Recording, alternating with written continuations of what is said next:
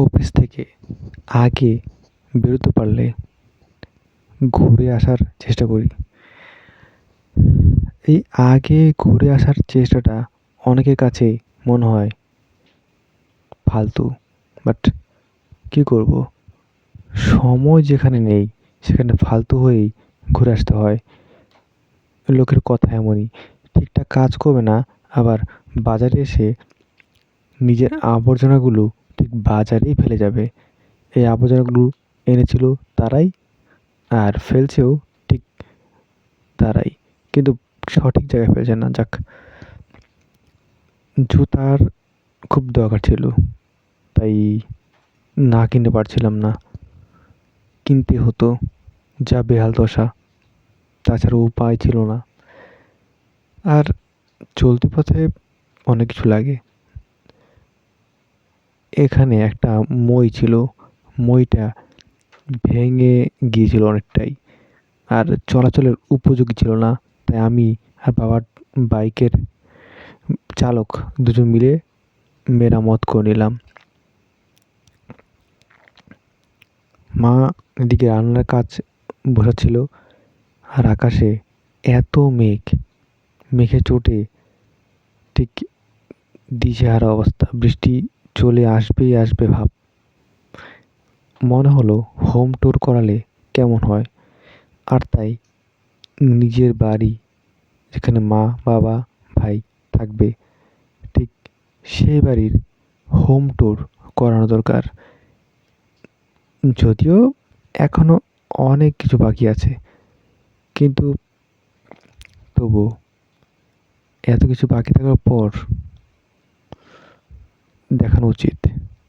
তাই একটু কষ্ট করে হোম ট্যুরের বিষয়টা তুলে ধরলাম আমার এই ভিডিওতে, যাতে করে কোনো দিন কারো মনে আমার বাসস্থান নিয়ে জানার আগ্রহ থাকলে বা দেখার ইচ্ছে থাকলে সেটা দেখে আসতে পারে। আর প্রমাণ রইল, আমি উদ্বাস্তু নই, আমারও সব কিছু আছে।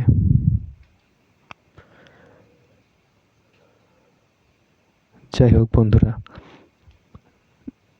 ঘরের ভেতরের অবস্থা কি ঠিক কি আপনারা ভালো করেই দেখতে পাচ্ছেন।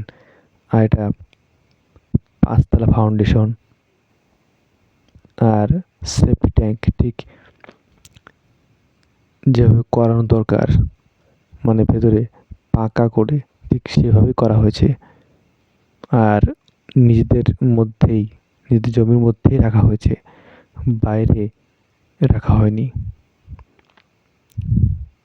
কতগুলো রুম আছে সেটা আপনারা ভালো করে দেখতে পাচ্ছেন। বুঝিয়ে বলার খুব একটা প্রয়োজন আছে বলে মনে হয় না।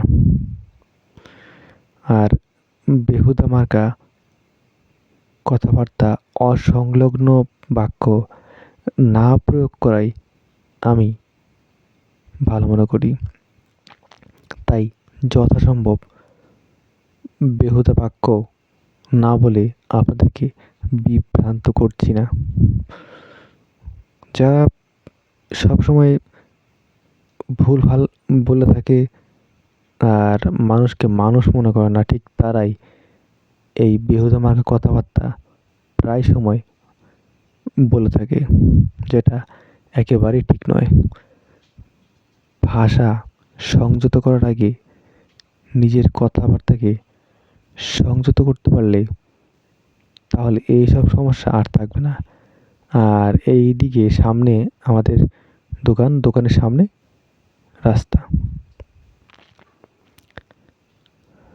আর মাঝে মাঝে যেখানে দাঁড়াই সেই জায়গাটা খুব কাছাকাছি চলে এসছে, মানে আমি ওই জায়গার একদম নিকটবর্তী এরিয়াতে চলে এসেছি। যেমন এখানে মাঝে মাঝে দাঁড়াই, বেশ ভালোই লাগে। আর রোদ এলে মন্দ লাগে না, কাপড় চোপড় শুকা দেওয়ার মতো একটা জায়গা, বাট এখনও শুকা দেওয়া হয়নি। আর বসতেও খারাপ লাগে না, কিন্তু কে শুনবে কার কথা। সব বাদ দিয়ে ছাদে যাবার প্রয়াস শুরু করলাম। ছাদে অল্প বিস্তর বৃষ্টি হচ্ছে। এই বৃষ্টির মাঝখানে হোম ট্যুরটা ভালো নাও লাগতে পারে, কিন্তু ছাদে যাওয়া দরকার।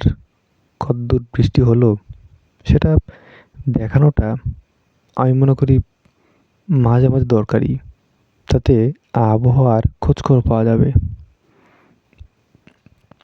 ছাদটা স্যাঁতসেঁতে হয়ে গিয়েছে শুধুমাত্র বৃষ্টির কারণে। আর এখানে বসার জায়গাও আছে।